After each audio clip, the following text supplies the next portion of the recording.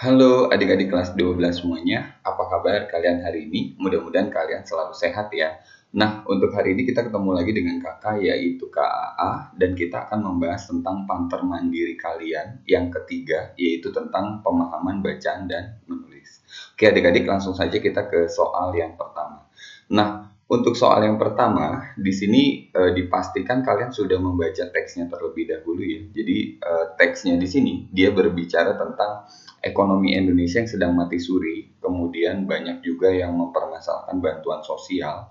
Intinya ekonomi Indonesia itu sedang tidak baik lah ya. Tapi di sisi lain masyarakat banyak yang bermewah-mewahan dengan menjadikan sepeda sebagai gaya hidup ya. Jadi tren gitu ya. Itu kira-kira gambaran daripada isi teksnya. Tentu saja hal ini kontradiktif. Nah, di sini untuk nomor satu yang ditanyakan adalah kalimat yang tidak memiliki unsur inti terdapat pada. Untuk menjawabnya, kita perlu tahu bahwa unsur intinya terdiri dari subjek dan predikat sebagai induk kalimat gitu. Jadi itu adalah untuk unsur intinya. Nah, kalau kita lihat di sini untuk nomor satu sendiri yang tidak memiliki unsur kalimatnya adalah yang C. Nah, yang C ini berada di kalimat ketiga. Kita baca dulu, di saat sebagian masyarakat yang kesusahan, berarti masyarakat di situ yang mengalami kesusahan ya, objek penderitanya. Bahkan untuk membeli beras 1 liter saja susah gitu ya. Tetapi sepeda dengan harga lebih mahal dari motor dan mobil pun berseliweran di seluruh jalan-jalan penjuru negeri ini. Nah, itu dia tidak memiliki unsur intinya untuk kalimat ketiga. Oke, itu untuk jawaban nomor satu. Kemudian kita lanjutkan kembali, kata yang tidak memiliki kesamaan makna dengan kontradiksi, gitu ya. Kata yang memiliki kesamaan makna dengan kontradiksi pada bacaan di atas adalah tentu saja bukan perbandingan, bukan persamaan, tetapi adalah berlawanan.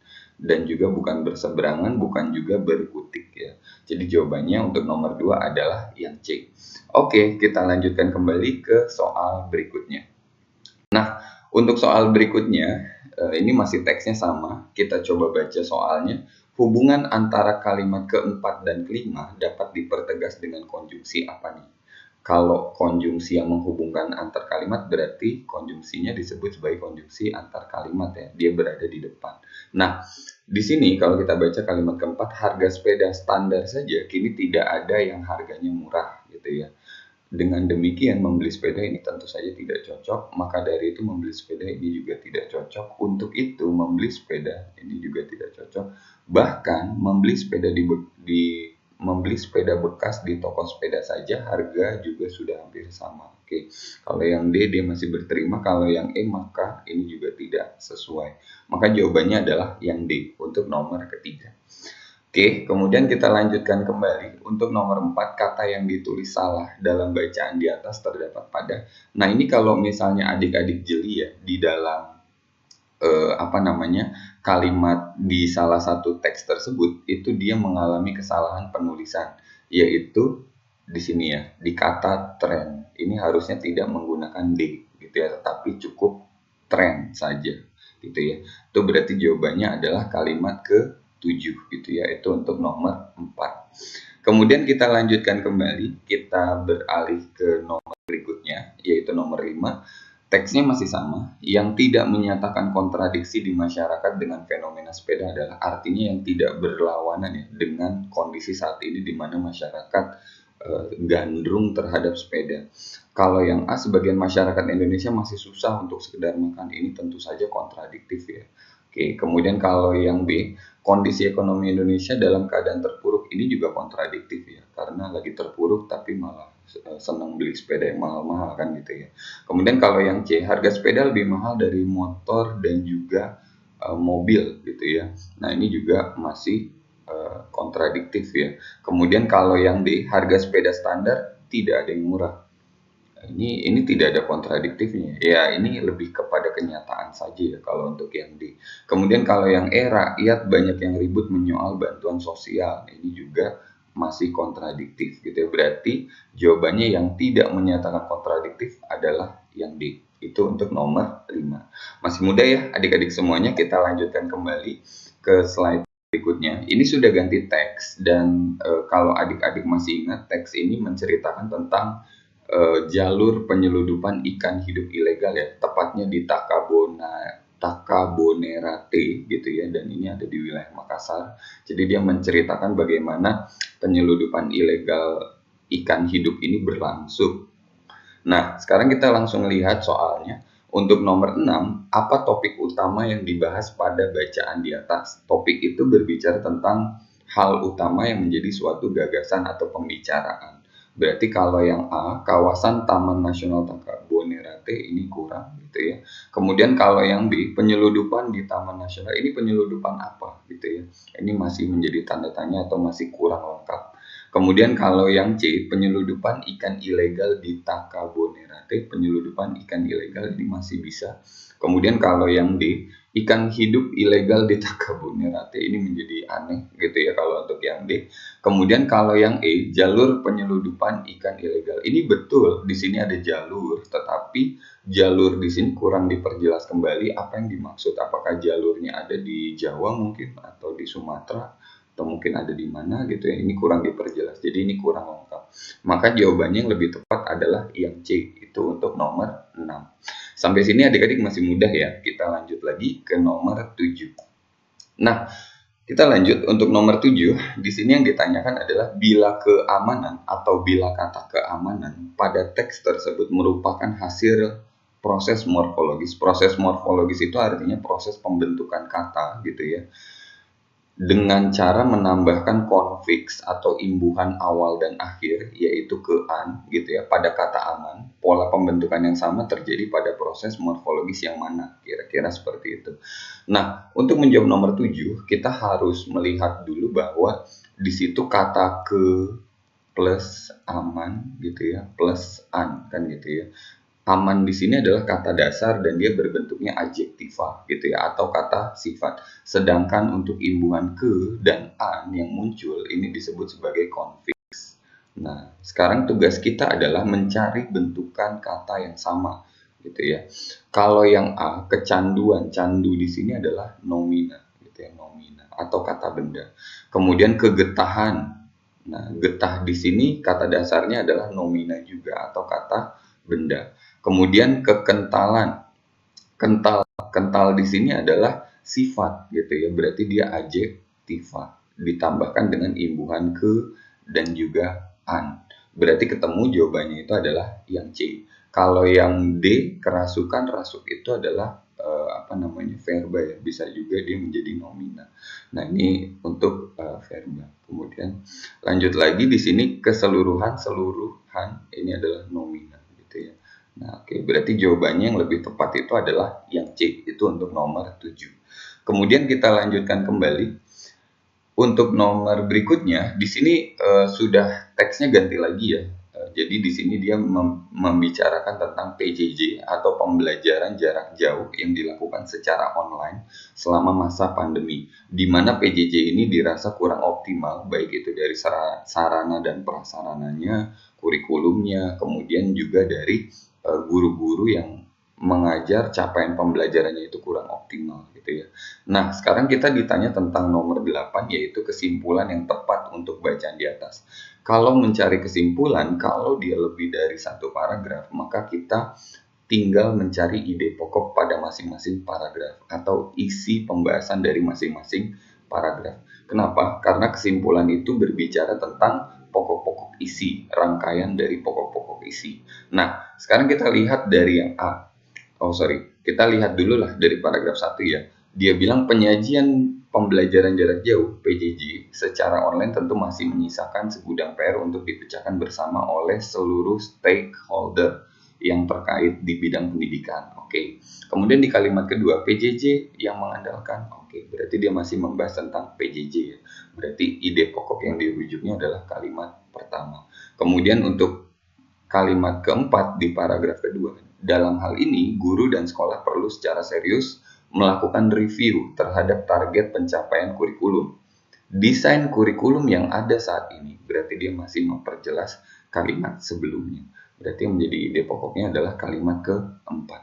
Udah ketemu ya, berarti deduktif dan juga deduktif. Nah, sekarang kita coba lihat kalau yang A, pekerjaan rumah dari pembelajaran jarak jauh secara online. Ini kurang tepat.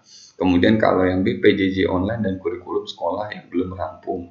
Ini juga kurang tepat ya. Kemudian kalau yang C, target pencapaian kurikulum yang perlu dikaji dalam PJJ online yang masih menjadi PR. Kita tahu bahwa PJJ online-nya ada di paragraf pertama gitu ya. Jadi ini sudah ada di paragraf pertama. Kemudian target pencapaian kurikulumnya ini ada di sini gitu ya. Ada di paragraf kedua di kalimat keempat. Berarti lengkap ya untuk yang C. Jawabannya adalah yang C untuk kesimpulan daripada teks tersebut. Oke, berarti masih mudah ya adik-adik. Kita lanjutkan kembali. Untuk soal nomor 9, bentukan kata yang tidak sesuai dengan kaidah dalam bacaan di atas terdapat pada. Nah, ini tentang pembentukan kata ya, atau kata dasar yang mengalami perubahan ya, baik itu imbuhan ataupun partikel. Nah, ini kita lihat dulu. Kalau penyajian penulisannya betul, ini masih betul ya. Kemudian memadai betul juga, capaian betul, rancangan betul, pemprosesan tentu saja salah. Yang betul adalah tanpa P gitu ya. Jadi pemrosesan gitu ya. Jadi dia tidak ada P-nya. Ini berhubungan dengan KTSP ya. Jadi adik-adik tentu sudah memahaminya. Oke, berarti untuk nomor 9 jawabannya itu adalah yang E. Kemudian kita lanjut lagi, kita ke nomor 10. Untuk nomor 10, frasa kelas maya atau gabungan kata kelas maya dalam bacaan di atas dimaksudkan untuk menjelaskan makna apa. Kelas tidak ada, ini tentu saja tidak, bukan jawabannya gitu ya. Kemudian kalau yang B, belajar daring, ini bisa jadi.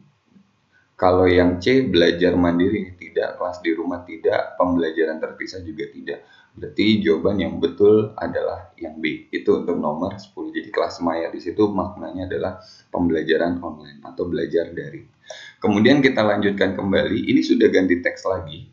Untuk teks yang ini dia berbicara tentang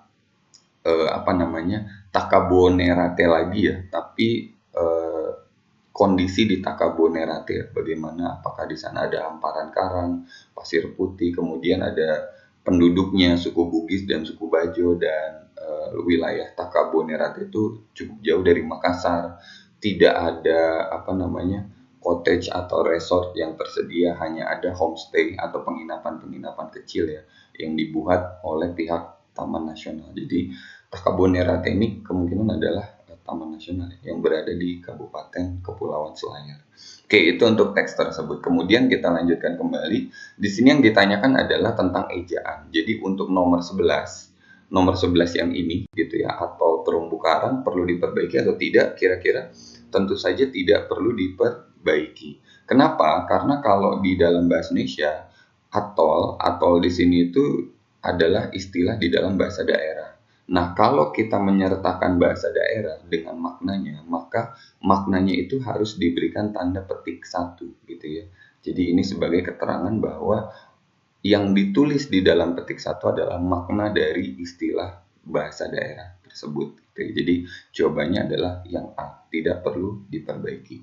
Kemudian kita lanjutkan kembali untuk nomor 12. Nah, di sini untuk nomor 12 tentang ejaan juga ya, yaitu yang ada di sini, di kalimat ini gitu ya. Coba kita lihat dari yang B dulu. Takabonerate sendiri punya 18 pulau dan hanya 7 yang dihuni.